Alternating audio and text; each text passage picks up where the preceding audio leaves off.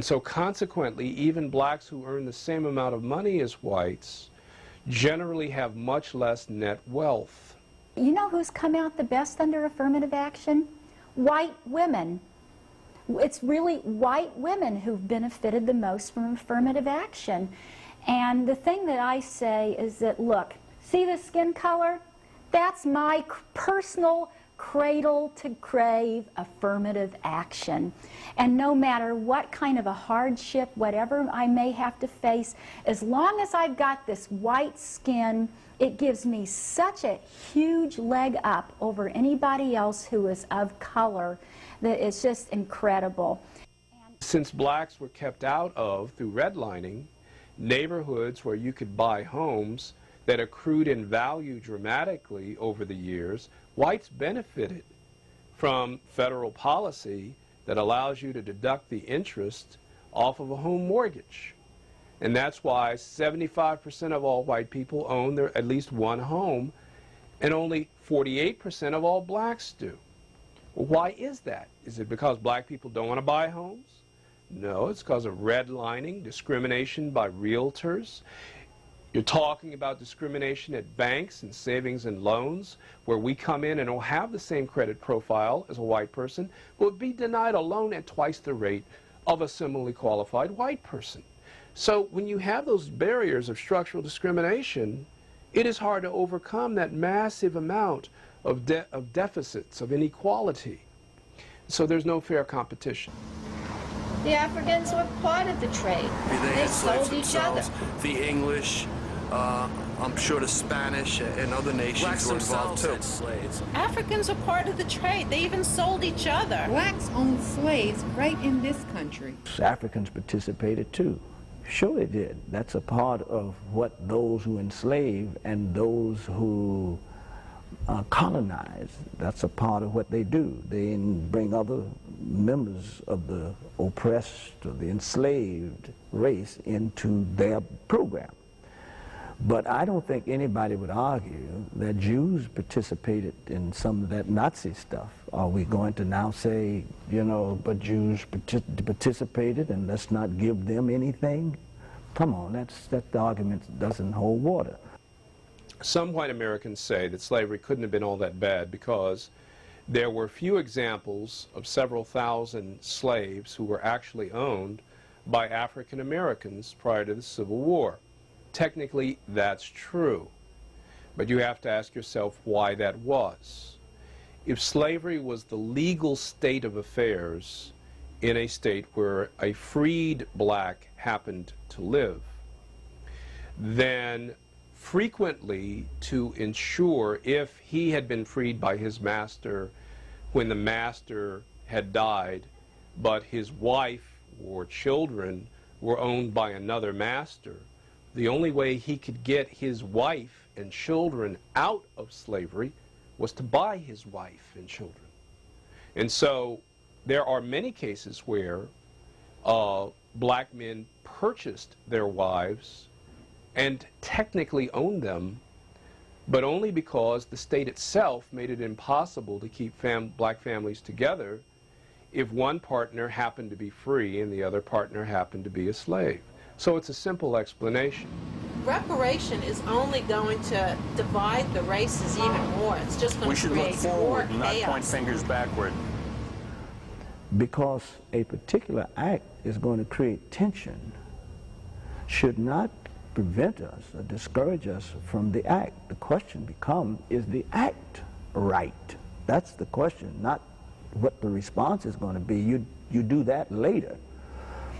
If we had worried about divisiveness, I mean, America would, well, let's face it, we'll still be in slavery. I mean, slavery was a divisive issue. It tore the country apart, right? So now you're saying after all these years, this late date in history, something is going to be divisive? Come on. Again, if I may point to some other people who received reparation. It was divisive for the Jews. It was divisive for the Native Americans. There were people who said we ought not to do it. No, I don't think that argument holds water either. This was a historical wrong that had never really been addressed.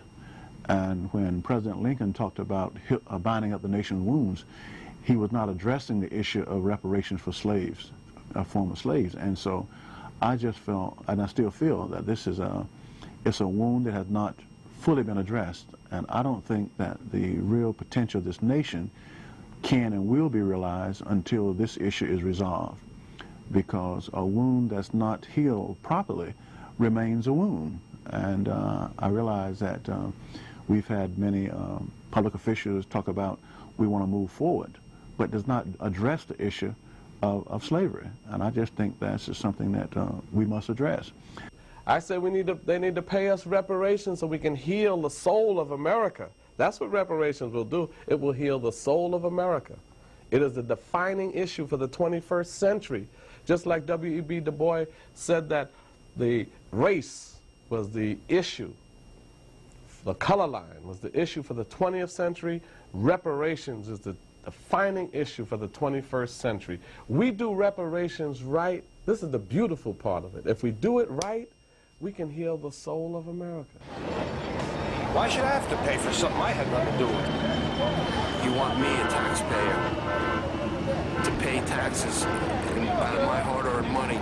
I think one of the next steps is for the United States to recognize the culpability, the involvement as a nation, its ill effects, its current effects, long-term effects, both socially, psychologically, and economically, in terms of the position of black people in society that set us back so far that we are still struggling to try to catch up. At the same time, we're still psychologically struggling with feeling like rejects in our own country.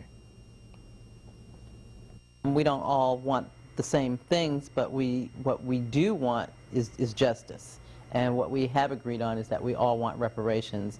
What we need to do now is to come together and decide what is the best form of reparations for all Afro-descendants, not just any particular group, not just AFRI, what we want, not just what December 12th wants, not just what NCOPR wants, but what is going to be best for all concerned. There'll be a great appreciation and cooperation around issues in communities if this issue is resolved. It's almost like we don't want to talk about it, and therefore it's not there. But it is there.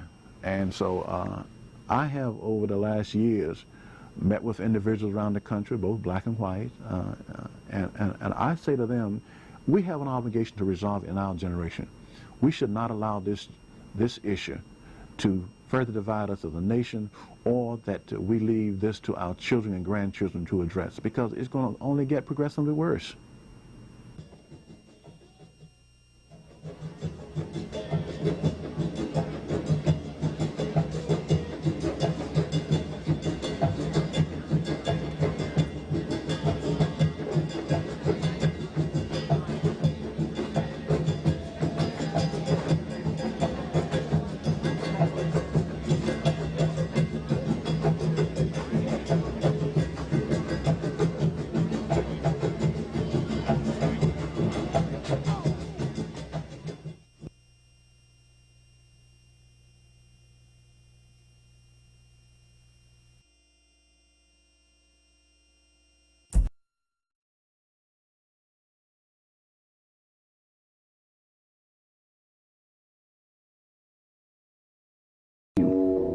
For Herod is going to search for the child to kill him. So he got up, took the child and his mother during the night, and left for Egypt, where he stayed there until the death of Herod. And so was fulfilled what the Lord had said through the prophet, "Out of Egypt I called my son."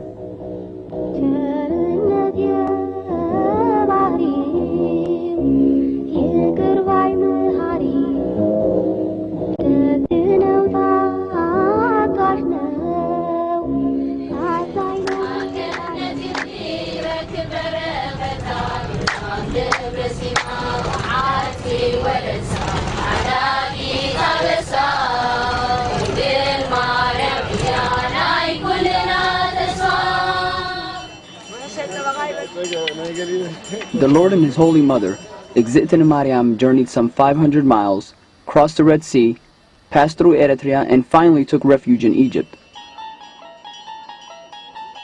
The Holy Virgin carrying the Lord Christ rested in many places due to the length of the journey. These places have throughout time transformed into monasteries and holy shrines. Debre Sina is one of these places that the Holy Virgin, that the Lord Christ rested.